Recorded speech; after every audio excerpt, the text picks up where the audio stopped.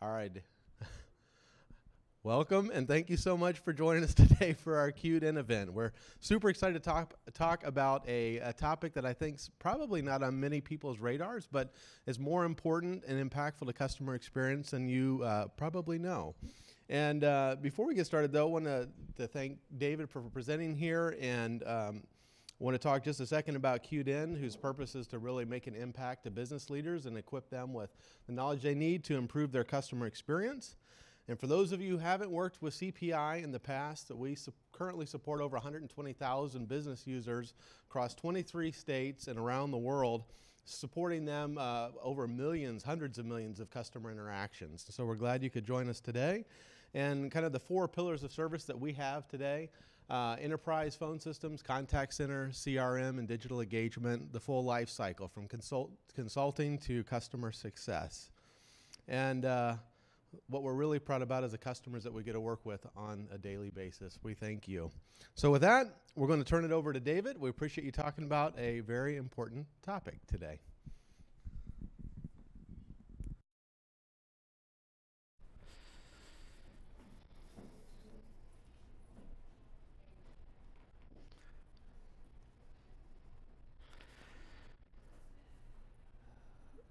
Good afternoon. About 4,000 years ago, there was a customer named Nani. Now, this is the first customer complaint that we're aware of, and he wrote this tablet to a merchant, and he was complaining about the inferior quality of the latest batch of copper ingots that he'd received and the poor treatment of his servant who had been handling the transaction. This is what he said. You'll probably recognize some of these phrases. So he's telling the merchant, I'm sending you this message. I sent my servant to, you promised these great copper ingots, but you did not do what you promised me. People still say that today. You've treated me with contempt. And you can easily find this online if you want to read the whole letter. It's now up to you to restore my money to me in full. I shall exercise against you my right of rejection in the future. He's really upset with this batch of merchandise that he's received. We see these same problems today. So let's move forward in history a few thousand years.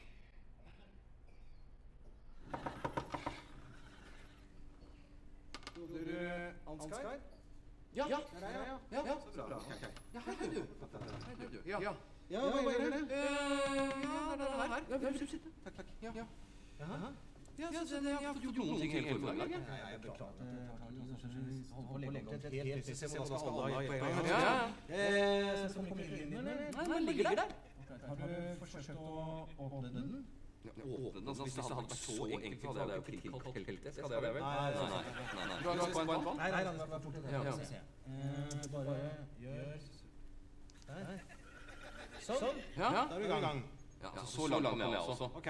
Men så stoppet det opp, og så var jeg redd for at noen av teksten skulle forsvinne, så jeg turte å gå videre. Åja, ok. Men inni her, så ligger det kanskje flere hundre sider med lagerteksten. Så for å komme videre, så tar du tak i et ark, her, og så blar du over på neste side, da fortsetter teksten der. Jeg blar, altså. Du blar, ja. Men når jeg er tilbake, da? Ja, da bare blar du tilbake igjen. Takk der. Og så der. Så tilbake til teksten. Ok, så slutter der, og så fortsetter den der.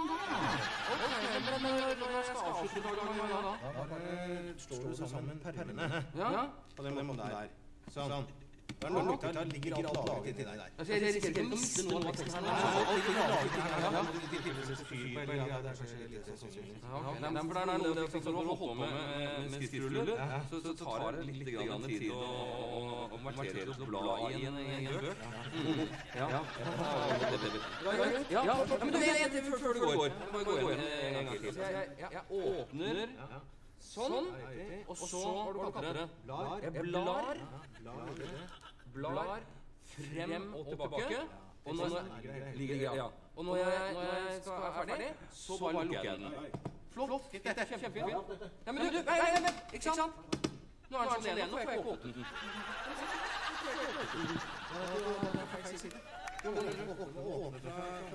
Så det er ikke like inn, altså. Åpne fra den siden her, sånn.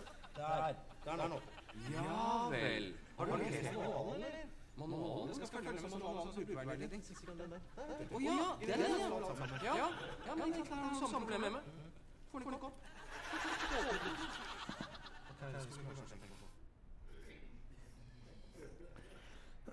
So, you know, these scenarios, as funny as they are, they probably seem familiar. You have probably had very similar conversations or received very similar communications from your customers or other businesses that you work with. But let's talk for a minute about how the messages, in this case, these conversations are routed, how they get connected from one person to another. In our first example, we have our customer, Nani, and he creates this clay tablet with the cuneiform or whatever the letters are on it, and then he has to have it delivered to the merchant to send his message. Well, we don't know for sure how it got there, but we can presume that there was probably a messenger involved, and he had to travel somewhere to get to the merchant and deliver it to the intended recipient. We do the same sort of thing today, but in the past, it may have been a little bit more simplistic. You have one person creating a message and one person receiving the message. I suppose if you had a large company 4,000 years ago, you might have had someone receiving messages and delivering them inside your business. I guess we would call that sneaker net today. In our second example, we have a customer who needs help with the new technology, in this case a book. We presume that he sent a message to ask for help, probably not a paper airplane, but maybe a messenger, and then the technician comes to help out with his problem, comes to his office and helps out with training on the new technology. So a very similar set of steps, and again, a fairly simple routing scenario. You have one person who needs help, someone else has to come and do it, and you presumably have some other messages exchanged in the process. We do similar things throughout history, but it's not always practical to talk in person, as we saw in these examples. In one example, you have a message that is sent across some distance to another party. In the second example, you have two people talking to each other. But it's not always practical. Over time, we've had to develop ways to deliver messages across distances greater than we can shout. So early on, you might see examples of someone using pigeons. We call that pigeon post, or smoke signals. And really, these are interesting because they also illustrate a couple of different ways that messages can be delivered. With a pigeon, you write a message on a physical piece of paper, sort of like the message written on the clay tablet, and it is physically delivered by pigeon from the sender to the recipient, or presumably the recipient. But it's a physical object containing a message. In the case of a smoke signal, there is no physical object containing a message per se. The message is the smoke signals that are broadcast into the atmosphere, and anyone else can see them. And if you knew what it meant, you would presumably understand the message. So I suppose you could say that pigeon post might be more secure than smoke signals because it's not broadcast. Anyway, we still use some similar methods today. You've probably seen different reflected signaling, maybe a signaling mirror or a flag semaphore. So we still communicate messages wirelessly, if you want to call it that, or without the aid of a physical object carrying the message. But the big change in how we started delivering messages came around in the 19th and 20th centuries. We've had significant advances in how messages can be transmitted and routed. Probably one of the most significant of those advances is the telegraph.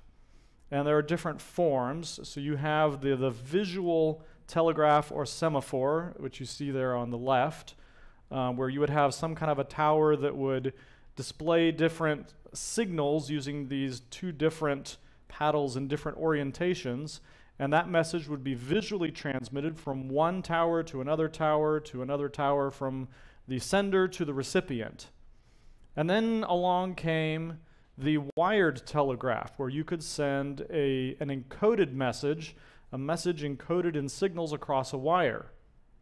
And this radically altered how we were able to deliver messages quickly across long distances and accurately without having to have a physical object carrying the message from the sender to the receiver. So in this case, the routing of the message is a little different. You have a sender who gives a message to a telegraph operator. The telegraph operator encodes it either in a physical, visual set of symbols or in a series of pulses on a wire, and it is transmitted to a receiving operator that then decodes that message and hands it or delivers it to the intended recipient. During the same period of time, we see dramatic advances in the field of telephony. We see conversations that are progressing from tin cans and string to wired telephone systems, and today we have easy access to wireless cellular communication. Again, as we saw, you have the difference between the physical delivery of a message as opposed to a signaling mechanism that delivers that message without the need to transmit a physical object carrying the message. You could also compare wireless cellular communication to something along the lines of drum signals or smoke signals. You're delivering a message wirelessly, and that message, if you're thinking in terms of a legacy radio broadcast, is broadcast so that unless it is encrypted, anyone could be able to receive it. With cellular communications, we have point-to-point communication that can be encrypted and secured. But you still have to get the message from one party to another, and you have to decide how that happens. So let's talk a little bit more about the different types of communication that need to be routed. The change that we've experienced in the last couple of decades is the explosion of different types of communication that need to be delivered from one person to another, and maybe through a complicated set of steps. We still do physical objects. Obviously, you can still mail a letter through the postal service or through some other shipping carrier.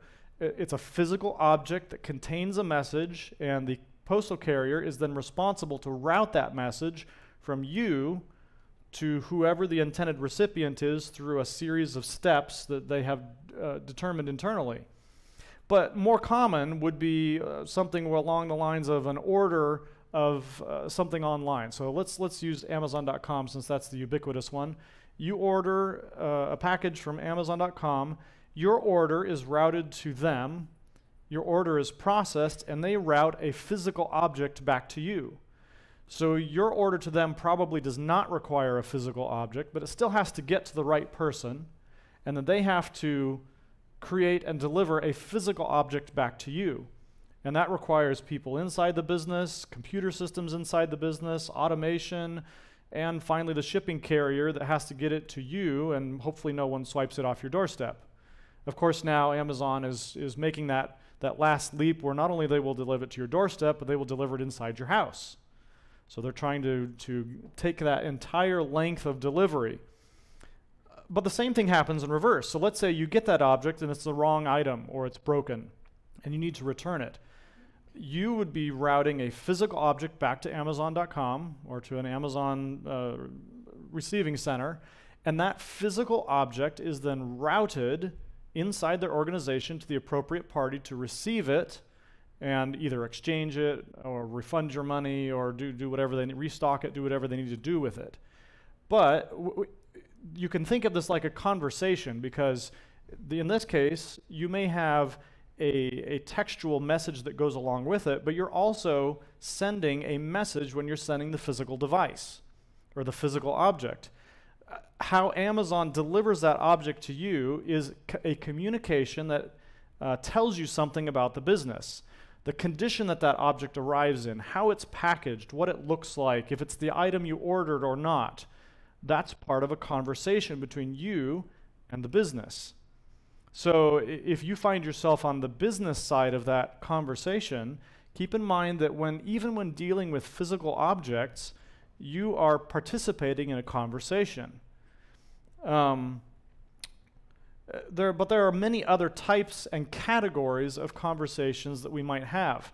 The most common for the last 100 or 200 years, and even before that with in-person conversations, has been auditory. So you might have an inbound call. Someone calls your cell phone, you answer it, you say hello, and you have a conversation back and forth, or you may have an in-person conversation. It's still audio, and it's still a conversation. Now, if I were to have a conversation with someone in this room, the routing would consist of me walking over to them, introducing myself, and beginning to talk, and we would have a conversation. But we also do other things with calls that you may not do quite the same way in a physical conversation. If I walk up to you and I say hello, and you say, no, you really want to talk to so-and-so, that's essentially transferring a physical conversation. But we do the same thing with telephone conversations. I'm sure you've all called a company and heard someone say, hello, thank you for calling such and such. How can I help you? You say, I need to talk to so-and-so. They say, just a minute. Let me transfer you. There are many other types of ways that an audio message might be communicated. You might request that a company call you back. So that request would not necessarily be via audio, although it could. It could be a voicemail. You may interact with an IVR. And that would be the system playing you messages, and then you would respond back in some way. Mobile applications, websites, the different types of audio communication have really exploded in the last couple of decades. Then you might have outbound audio conversations, and it really is a conversation, even if the person hangs up on you. That's their response to your initiation of the conversation. So an automated outbound campaign is an audio message that has to be routed to the appropriate recipient. And then you have other things like conference calls. You might have a presentation like today, a webinar, a live stream. These are audio communication mechanisms. And as you'll notice with our live stream today, we're combining different types of communication. So as I'm talking, you're hearing and giving feedback, but you're also seeing something. So it's part of a visual communication. And there are many types of this. We might have an in-person conversation where we can see each other. We might do a screen share. We might have an agent that is providing web assistance where I'm helping a customer to browse my website and order a product. We might do different types of video. It could be a two-way video chat, think Skype or Google Hangouts or something like that, Facebook Messenger. Webinars, video tutorials. YouTube is a great example. The conversation will happen in multiple forms. So I might post a video to YouTube, and then people might comment on that video. That's a conversation. I'm giving them a visual communication. They're responding via text, which is our next type. And then you have some newer types, virtual reality, augmented reality. These are still in the early phases of where people would like to see them go, but they're becoming more and more common. I've even seen examples of where the contact centers could use these mechanisms to help solve problems that would be difficult to solve without having a physical object delivered. So text, you might have a chat, text messaging, social media, email, knowledge base articles, blogs. I'm sure you can think of lots of other examples. And sure, you still get mail today through the postal system. It's still text communication. And then you might have combinations where you have text, you may have pictures, that's visual, and in some cases you may combine audio, video, and all kinds of different types of communication together. But all of these still need to be routed. And there are many other types that are coming along. We have the World Wide Web that combines text and video and audio and visual and all kinds of interactions. Mobile applications, the Internet of Things. This is an interesting one because we have now physical objects that without human interaction can initiate a conversation and can require routing. So you might have a refrigerator that sends a message to the vendor saying, I'm having such and such a problem, and then they have to route a technician out to fix the problem. So this is a very interesting new form of communication that still has to be routed and still requires a conversation. And you will find that there are many different categories that are coming along today so that it's unlikely that we will run out of new ideas for ways to communicate that require routing. Metadata, that's been in the news really recently. This morning, as I was driving in, they were talking about the Marriott hack, where the personal information of almost 500 million guests was stolen, and it sounds like it was probably somewhere in the East with a group of hackers that were looking to build a database of user information. This may not directly impact how Marriott chooses to route communications and conversations, but it definitely is going to impact the number of conversations that they have to route. So I don't know how many of you probably have already done so. You may have called Marriott and said, what do I need to do to make sure that my information is secure? Well, they have to deal with that conversation and route it. You may have heard the phrase, the more things change, the more they stay the same. There are new types of communication being added all the time, but really, it's not all that different from our friendly customer sending the clay tablet or the guy sitting in the castle asking for help with his book. You still have conversations that have multiple parties involved and messages that are delivered back and forth. So what? What difference does it make how you route a conversation?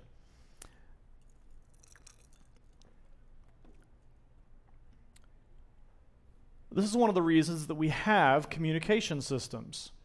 The purpose of a communication system is to connect the right parties together in the right place at the right time for a successful conversation to occur.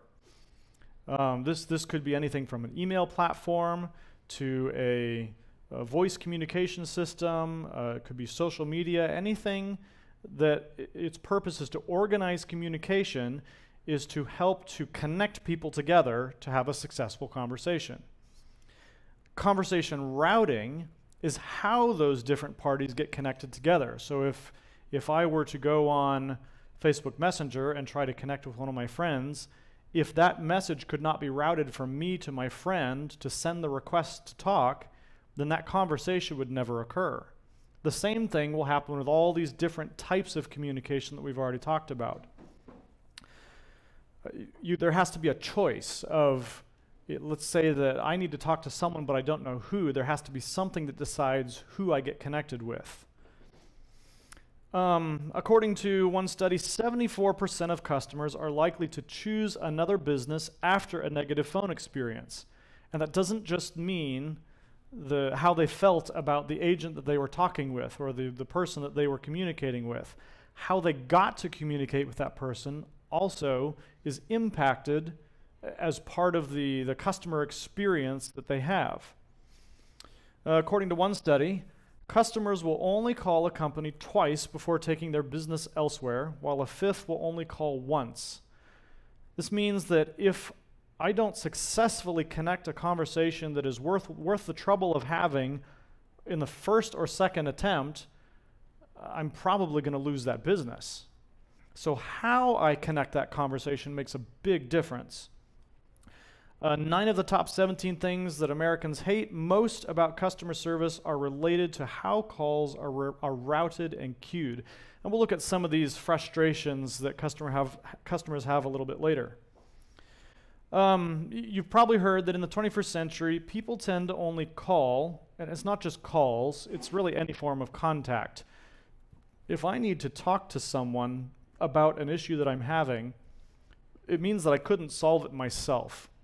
And people my age and younger, as a general trend, like to be able to solve things themselves without having to go talk to someone and use up that time in a conversation when I could quickly solve it myself by a quick Google search. We live in the generation of Google and Siri. If I can ask Google, how do I spell such and such, then I don't have to go look it up in a dictionary or ask someone who knows.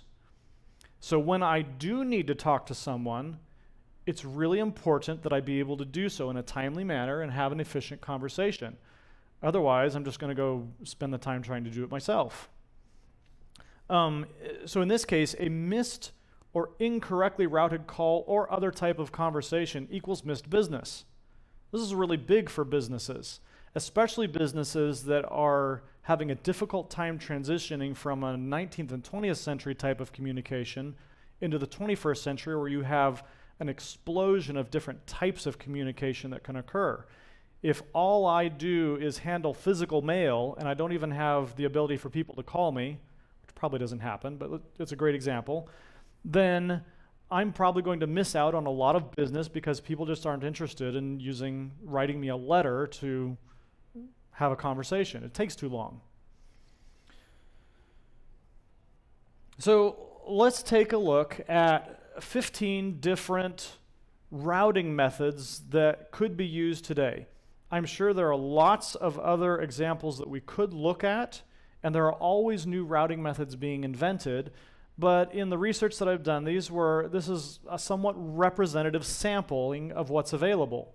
Some of them can be combined, so you may commonly see cases where one or more of these methods are combined to produce a routing solution, and they may overlap. So what one type of routing does may overlap what another does. It just has a different nuanced approach. So bear with me, there are about 15 of these to go through. The first type is human routing. I'm sure you've all walked up to a hotel reception desk and said, "Hi, I'm so-and-so, I'm here for my reservation." And the person says, "Great, you need to go to room such and such." That's human routing. Or you go to the front desk of a business and say, "I need to talk to so-and-so." They say, "Excellent, office number such and such." Or "That's second floor, last door on the right." That's human routing. It can happen virtually as well as in person. You call the business or send an email, and an operator or someone handling that inbound communication answers your call and asks you what you need. You say, "I need help with such and such." They say, "Great, let me get you over to Department XYZ." That's virtual routing, but it is still done by a human. There was one quote that I read that said, "No one cares about how a call is routed, especially the customer. They just want to get to speak to the right person." I don't know if I completely agree with that. As a general trend, sure. All I care about is taking care of the reason for the conversation. And if I can get that answer myself, great. But if I need to talk to someone, how that process happens to route me to the correct person does impact my perception of the business that I'm dealing with. Shortly after I started at CPI, I remember visiting a business with a coworker and seeing a receptionist sitting at the front desk frantically handling inbound calls and emails and people walking up to the reception desk. And really, it was quite impressive to watch. But at the same time, I realized that this single person could not possibly provide good customer service and value to the people they were interacting with. It may as well have been a machine. So yes, human routing can be good, but it can also, if you have too many things to route, it can result in an impersonal experience, because your human is trying to route things as quickly as possible to avoid a backlog. You probably called a company and they'll say, "Thank you for calling, please hold." What a terrible customer experience.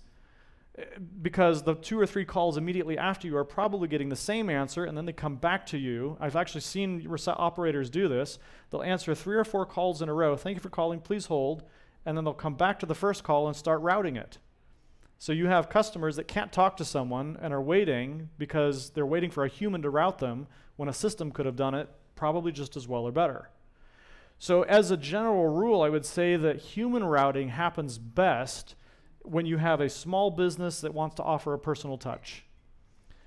It can work really well in certain cases, but just keep in mind that when you have a human involved, it can be impersonal, and you're always going to be introducing an additional step and time to reach the right person. Because remember, that's what a communication system is all about. I want to reach the right person to have a valuable conversation.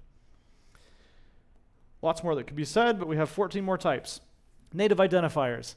So when you have an inbound call, an inbound email, or some other form of communication, you're always going to have some sort of identifiers associated with it. If I receive a letter in the mail, it's going to have my name and address as the to, and the sender's name and address, or a company probably as the from. Sometimes you have a blank from. Same thing would happen in an email or a call. But you have these unique identifying pieces of information that you can use to make routing decisions. Let's take the telephone call for an example, since it's one of the most common forms of communication that we think about when routing. I have a number that has been called and a number that is placing the call. So I can choose to make routing decisions based on either of those, or both. I can, the most common examples might be your cell phone number. If I call your cell phone number, the carrier is saying, I recognize that this number has been called, it's associated with this person, so I'm going to route that call here to this physical device. That's simple routing based on a native identifier. These mechanisms are simple, but they're most often combined with other routing mechanisms, which we'll talk about here in a bit. Decision-based routing, or menu-driven routing.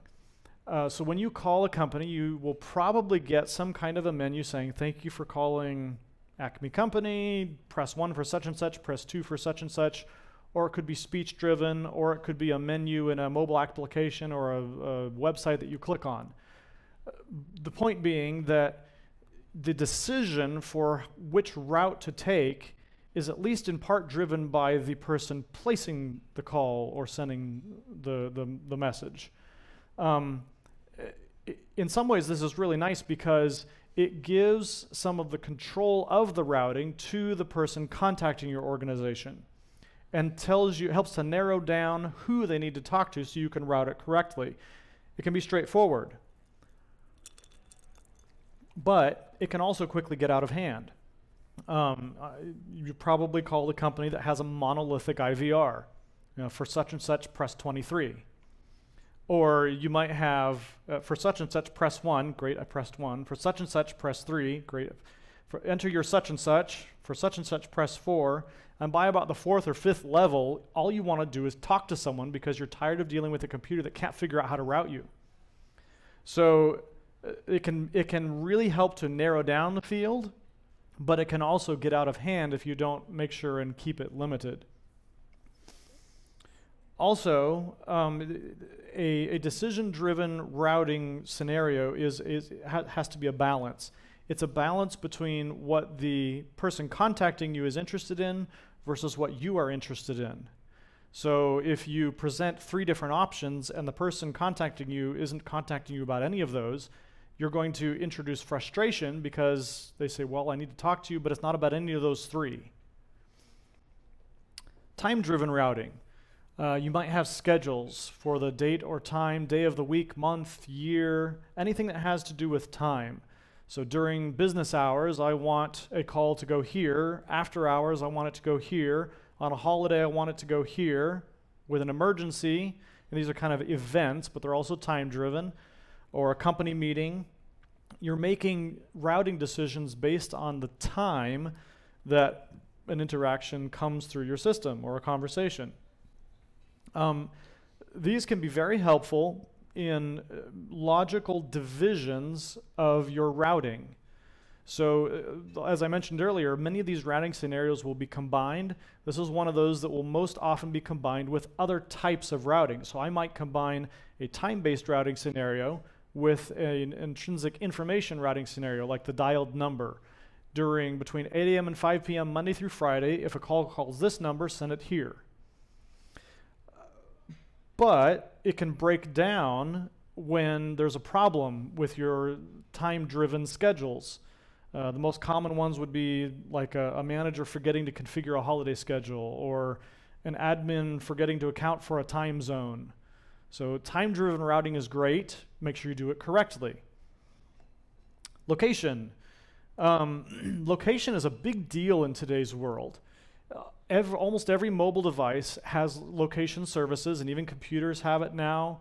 But it's interesting that while location has historically been used in communications platforms by simple identifiers like a zip code, an area code, or an origin, let's say you have a particular telephone circuit at a particular office, well, you know the location that it came from. All those legacy methods of location identification in the communication systems are kind of going away. So today you may have a phone number that is in a particular area code, but that's just the phone number the person got. They probably moved and took the phone number with them. With phone number portability, the area code is no longer a reliable indication of location. Zip codes, sure, those pretty much have stayed the same, but those aren't always real helpful in identifying the location of the person that is initiating a conversation. And with SIP trunking and centralized call routing, the origin of a call also isn't always real clear. So I have seen a few cases where location services have been used in a contact center in association with a conversation, like a separate system, but I have yet to see a case where location information is directly integrated into the routing scenario other than using these legacy methods. So I think that's a very interesting potential for future use in routing scenarios to have live location information help determine a routing scenario. A priority is anything where A is greater than B, A before B. So you might have something where you have a sales call you want to handle before a support call. You may have an emergency call before a question. If someone pays for gold level support, you might want to handle that call before silver support. And I'm using these as examples just with calls because that's what we all think of, but this could apply to any type of communication. Yesterday I was showing this presentation to my wife and asking for some feedback, and she saw this one and I explained it. She looked at me like I was crazy. She said, I'd be really ticked off if I found out that a company put someone else ahead of me just because they felt like it. I said, well, that happens all the time. So this can be very useful, but handle it with care, otherwise you make people mad at you. The example that I give when I'm helping people design call flows is, if you're telling people there are 3 other calls ahead of you, make sure they're not ever going to hear there are 5 other calls ahead of you later on. Source-based routing. So you might want to know where a conversation is coming from to determine how to route it. This could be for a marketing campaign, a particular product, a service, location, organization, application, device, all kinds of different possibilities, but you might be interested to know where that conversation is originating from. A great example is in marketing, sales, or recruiting campaigns, where you may have a number of different advertisements or points of contact, and you want to know when someone contacts me based on that, where did it come from? Did it come from a magazine ad? Did it come from a TV ad? Did it come from a professional event? And if you can identify the source of that, you may want to route it to a specific location. So you may have people handling, let's say you do a recruiting event, and you may have people designated to handle the requests that come on behalf of that recruiting event. So you might give them a specific phone number and say, and this is combining source-based routing with identity-based routing. If a call comes into this phone number, I know it was for this event, so I'm going to send it to this group. And that allows you to then evaluate the effectiveness of those campaigns, because you can now tie the response and the outcome to the campaign itself. Database routing. This is a big one in today's world that is done a lot. It's very common. So you may have different types of data that will be used to make routing decisions. This may be intrinsic data, like a phone number, or it may be time data, like the time of day, the day of the week. It could be the origin, location. Those are some of the types we've already talked about. It could also be data entered by the person initiating the conversation. It could be an account number, a case number, or some other piece of interesting information that you can then use to look up other information, which would be associative data. If I know that customer ABC's account number is such and such, then I know, based on my data lookup, who their name is, what business they've done with me, how long. Now, this requires that you have that data somewhere. If you don't have any data to look up and you don't have some identifier or some piece of data to use as an input, you're not going to get anything out of it. So the data routing is only as helpful as the data that you have and maintain. And I've helped a number of businesses set up different types of lookups for data. So let's say I have a customer that's wanting to look up information about their account. And this could be any type of different account, but if my account number is not reliable and unique in my data, then I'm not going to have a way to reliably look up the data that I want for that individual. So in this case, it would have to be unique, and it would have to be correct, and the data would have to exist and be updated. And then I could make decisions on how to route a conversation. Let's say that self-service lookup fails for some reason or doesn't give the answer that they're interested in. I can still use that data to make a decision on where to send it next. Maybe I have the group that handles problems with the data for someone's account. Preferred channel routing. This is one that I have not seen used very often, but it's an interesting one. If you can identify the channel that someone prefers to be contacted through and to have a conversation, you can take your relationship with that person to a next level because you're communicating the way they want to be communicated with. Maybe they like to have a phone call. I know that in the age demographics today, older users will be more interested in having a phone call as a general trend than younger users. Social media, text messaging. If someone likes to be contacted via a text message instead of a telephone call, that's an important thing to know. Performance-based routing. When you have a lot of different places that you could route a conversation, it's important to know which you're going to get the most bang for your buck for. If I'm paying an agent to handle conversations, I want to route my conversation to the person that is most able to take advantage of that conversation, and let's say it's a sales call, to make me money.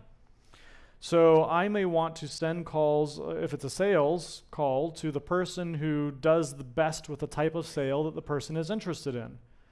So if I have statistics, and this you could combine data routing and even some analytics with the performance metric, I may want to route a particular type of sales call to a specific agent that is statistically most likely to handle it well and make a sale.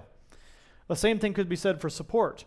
If I have a caller that's calling in with a particular issue and I know that Agent Smith is 68% likely to be able to solve it compared to another agent that's only 40% likely, well, obviously, I want to send it to this person. Or they might be more efficient. Maybe they can handle calls faster than someone else. And like I said before, it's not just about calls. Could be chats, emails, faxes. Repeat contacts or last agent routing. So if I have multiple contacts or multiple conversations with the same person in a restricted period of time, I may want to handle that differently than a new contact from someone who hasn't talked to me in 3 months. In some cases, that might be going to the same person they talked with last time. Or it could be that if I know that person is calling in about the same issue, I might want to do something different. Instead of sending it to the same person who wasn't able to fix it last time, I might want to escalate it to someone else who is more likely to be able to fix it. But in some cases, you may also want to connect with the same person because they're familiar with the conversation already, and you don't have to get someone else up to speed. Escalation. This is similar to some of the ones we've talked about before, but this is one of the ones that I have seen be the most impactful in recent years. In this scenario, I have remember when I was talking about the goal of a communication system is to connect the right people together in the right place at the right time to have a successful conversation. All I really care about when I contact an organization is, can I talk to the right person? If the receptionist answers my call and I say, I need help with my account, and they say, let me transfer you to account management, that wasn't the right person. And it's just wasted my time when I would really like to have been talking with the person who could help me with my account. So in an escalation routing scenario, my goal is to get the conversation connected with the right person as efficiently as possible. And this can happen a number of ways. Most often this would be combined with some type of data routing, where I may look up information about the customer or the person contacting me by some piece of information. Maybe it's their phone number. Maybe I'm looking up based on their email address or a username that they entered when initiating a chat session, something like that. Some identifying piece of information that allows me to know more about them, to know who they need to talk to, and that might include the reason for why they're trying to contact me. This would take us back to decision-driven routing, a simple menu or maybe a drop-down with options. And usually in this case, then you have a balance that has to be formed. I would really like to connect this person with the right person for the conversation, but what if that person isn't available? Well, then I would want to select the next most right person, but then I have to balance. If the right person is not available, but they might be in 2 minutes, will my customer have the tolerance to wait for that person, or should I send them to the next person? Because the only thing worse than not talking to the right person is getting to someone who truly can't help you and has to transfer you to someone else anyway. This can dramatically reduce points of contact. So I was working with an organization a few years ago that had, in the logistics industry, that had almost 100 phone numbers for their clients to contact to speak with a specific manager. Each manager had their own phone number. And the person who was managing your account could change from day to day. So you might have to be sent an email saying, contact so-and-so at this number today. That could be incredibly frustrating if you needed to contact this organization regularly to talk to your manager. So what we did was we implemented a number of these different routing strategies and combined them so that when the call came in, we knew the number that it was being called from, or if we didn't know the number, we would ask them to enter an ID that was associated with their account, and we would look up the information about them. So we would know who was calling, we would know lots of other things about them, but most importantly, we would know who their manager was. So we now know the right person that they needed to talk to. And we would then give them options. If the manager was available, we would send the conversation to that manager. If they weren't available but were on the phone or on some other interaction, we could give the customer options. We could say, would you like to wait for them? Would you like to speak with the next available person? And then, if they're not available or we choose, the customer chooses, we can then start falling back to less right people, but people that should still be able to help. The important thing to keep in mind with escalation routing is that as you escalate the conversation, it's really important to make sure that the people handling that conversation are able to handle it. Because if I get someone who says, I'm sorry, that's not really what I deal with, I can't help you, call back later, then I may as well not have called in the first place. So cross-training is really important in a scenario like this so that the people who are the fallback for the right person can still help.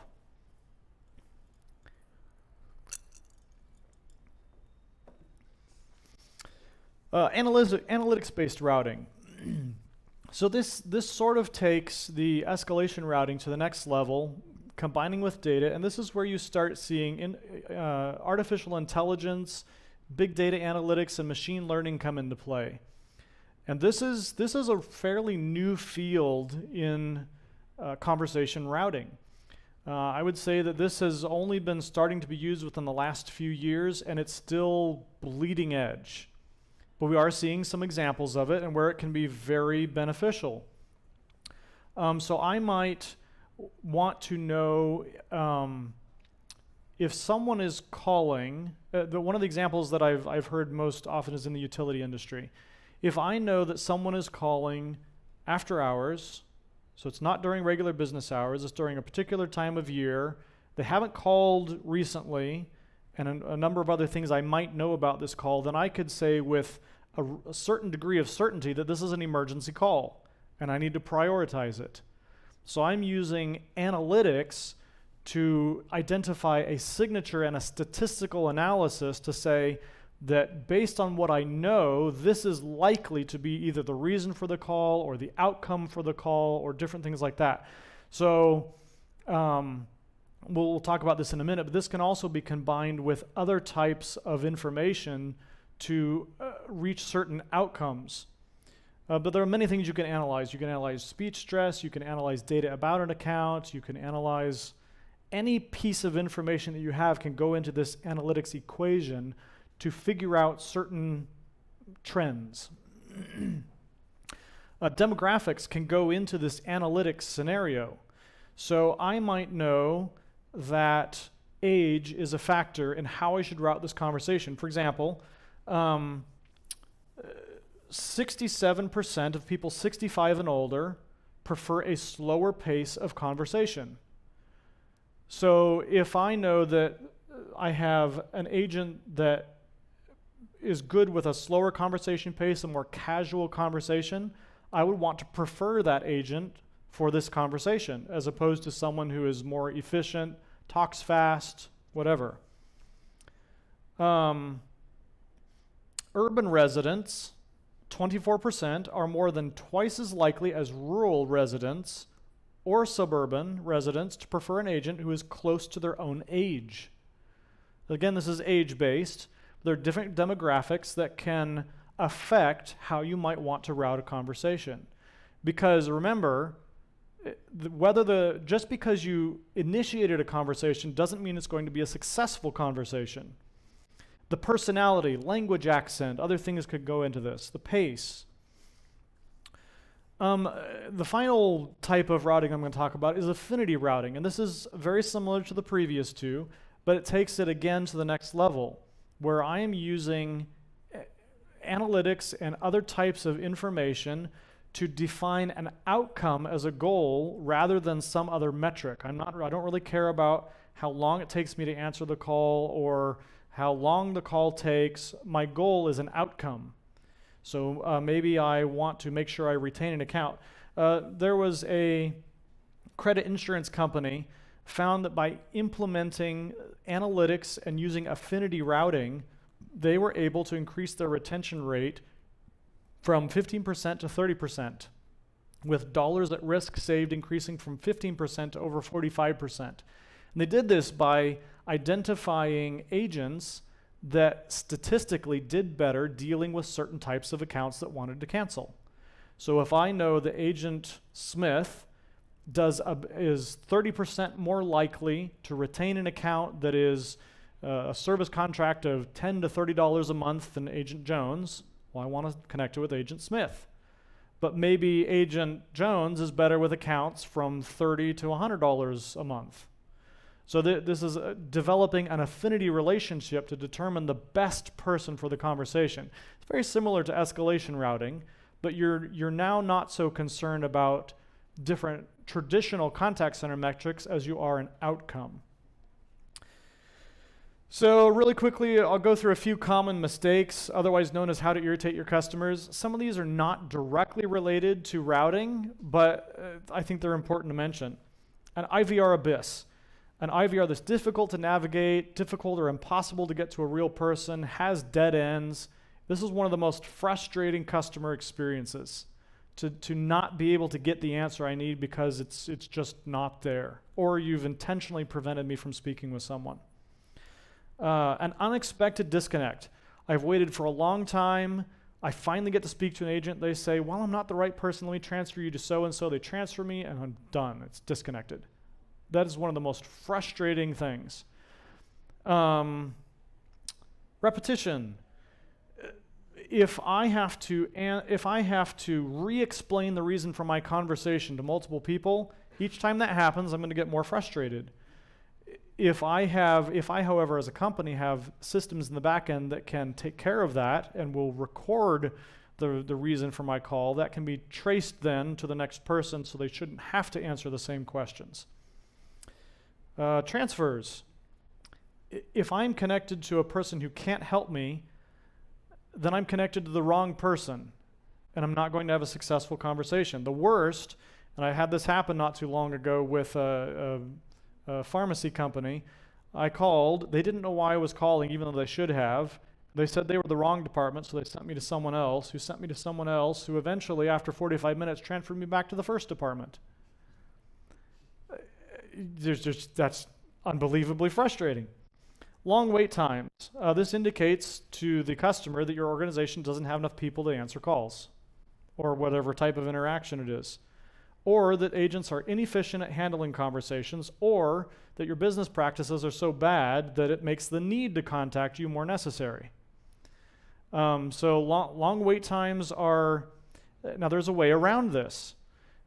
Long wait times can be reduced by lots of different things, including hiring more people and being more efficient. But according to one study, the negative impact of wait time on customer experience, when less than 90 seconds, can be almost entirely offset by resolution. You've heard of first call resolution. If I can call you and you take care of my issue, then I'm okay if I had to wait, as long as it isn't too long. And 90 seconds seems to be, it depends on the industry, but 90 seconds seems to be somewhat of a happy medium. Of course, you've heard the 80-20 rule, 80% in 20 seconds. Questions. Questions can be good. Just make sure you're not asking questions that have nothing to do with the conversation. When someone says, "How are you doing today?" and all I want to know is the balance on my account, it's just fluff. And it can be irritating. Promises. If you tell me you're going to call me back, you better jolly well call me back. That one's pretty obvious. Technical problems. They can be frustrating. If I call in and I press 5 and you tell me to press 5 and nothing happens, that's frustrating. Confusion. If you offer too many choices or unclear choices in your routing, I may not know what to do, and I may get confused and not be able to get to the person I need to speak with. Making assumptions. If an IVR, an organization, an agent, whatever, makes incorrect assumptions that result in communication issues or misrouted communications, then you're going to have customer frustration. Clarity. If I can't understand the agent I'm speaking with, either because of a language barrier or because of a technical issue, or maybe it's background noise, there are different things that you can control, that'll cause frustration. Feedback. If I as a business don't ask for feedback, I can't improve anything because I don't know what to improve. How to choose a routing scenario. We'll go through this really quickly. First, know what you have. If you don't know what you have, you don't know what to improve. And I'll have a suggestion for that here in a minute. Define what success looks like to your organization. Determine your outcome. What is it you're wanting to accomplish? And then evaluate all these different routing options and all these different communication types and ask, will this match my goal? Is this the outcome that I'm looking for? Then test it. Do a pilot. Try it out. A/B testing is a great way to find out what works and what doesn't. Send some calls down this path and some down this path. See which works better. And then test it, implement it, monitor it, and reevaluate it. Don't think that just because you're doing something well today means that in 3 months it's still going to work well. This is a world in which things change really quickly. You got to go through this process again and again and again and again and keep up with current things in the industry that are helping. Some tips: contact yourself. When was the last time you called your own IVR? When was the last time you sent your company an email or initiated a chat, visited your website? Make sure it's working. Make sure it works well. Check out your organization's listing on a website like gethuman.com. Are you rated well? Do they have the correct information? Count the steps it takes for someone to reach the right person or to get an answer to their question. The more steps, the more frustration. If you're going to make changes, start simple. And then ask for feedback. Find out how you're doing, things that people like, things that people hate. Believe me, people hate something, they're going to tell you. that gives you ideas for how to continue. Okay, any questions? Yes. Yeah, you mentioned, kind of getting to know what your customer or how they like to be communicated with. What do you just ask? That's one way. So there are a number of ways you could do that. One way to find out is, what do you observe them doing? When they contact you, do they call you? Do they send you an email? Do they put a tweet on social media? Do they send you a fax? What do they actually do? In some ways, that's more telling than what they tell you. But sure, ask them. Say, how would you like to be contacted?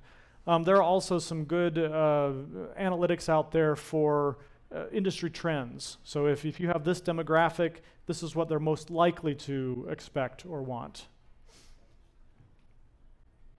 Yes? I was just going to give a couple of examples of what I ran into last week. I called in, reached a reporting where I had my different routing options. Chris? I didn't know what department they worked in. It was if this department press 1, another department 2, another department 3. Number 9 was dialed by name. They lost me at 9. So that would be the endless IVR. Yes, and then my next one, I actually reached an operator, asked for the individual whom I knew worked there, and they said, we don't have them in our listing. I'm like, Technical issues. here's the title, I know he works, I'm sorry, he's not in our system. Hung up, called back, different person, confirmed the number. As far as his own company was concerned, he didn't work there. Yep. So you have human routing combined with technical issues. Yeah. Exactly. Any others? All right. Thank you very much, Chris.